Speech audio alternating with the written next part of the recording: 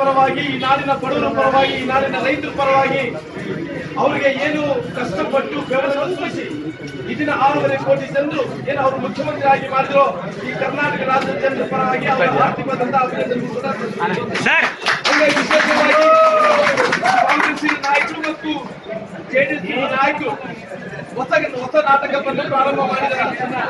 JDS ಪಕ್ಷದ ನಾಯಕರಾದಂತಹ ಸನ್ಮಾನ್ಯ ಕಾಂಗ್ರೆಸ್ ಪಕ್ಷದಿಂದ ಸಿದ್ದರಾಮಯ್ಯನವರು ಇನ್ನು ಬೇಕಾದವರು ಎಲ್ಲರಿಂದ ನಾಯಕರಾಗಿ ಎಲ್ಲ ಒಂದು ಕಡೆ ಅಧಿಕಾರ ಹಿಡ್ಕೋಬೇಕು. ಅಧಿಕಾರ 5 ವರ್ಷಗಳ ಕಾಲ ಏನು ಕೆಲಸ ಮಾಡಲಿಲ್ಲ, ಜನರ ತಿರಸ್ಕಾರ ಮಾಡಿದಾರ, ಮ್ಯಾಂಡೇಟರಿ ಕೊಟ್ಟಿಲ್ಲ. ಭಾರತೀಯ ಜನತಾ ಪಾರ್ಟಿಗೆ ಏನು ಮ್ಯಾಂಡೇಟರಿ ಕೊಟ್ಟಿದ್ರು, ಜನರಿಗೆ ಭಾರತೀಯ ಜನತಾ ಪಕ್ಷ ಅಧಿಕಾರವನ್ನು ಮಾಡಬೇಕು, ಯಡಿಯೂರಪ್ಪ ಮುಖ್ಯಮಂತ್ರಿ ಆಗಬೇಕು, ಕರ್ನಾಟಕದ ಭಾರತೀಯ ಜನತಾ ಪಾರ್ಟಿ ಅಧಿಕಾರಕ್ಕೆ ಬರಬೇಕು ಅಂತ ಏನ್ ಮ್ಯಾಂಡೇಟರಿ ಕೊಟ್ಟಿದ್ರು, ಆ ಮ್ಯಾಂಡೇಟರಿ ಪ್ರಕಾರ ನಾವು ಇವತ್ತು ಮುಖ್ಯಮಂತ್ರಿಯನ್ನು ಪ್ರಮಾಣ ಸ್ವೀಕಾರ ಮಾಡಿದ್ದಾರೆ.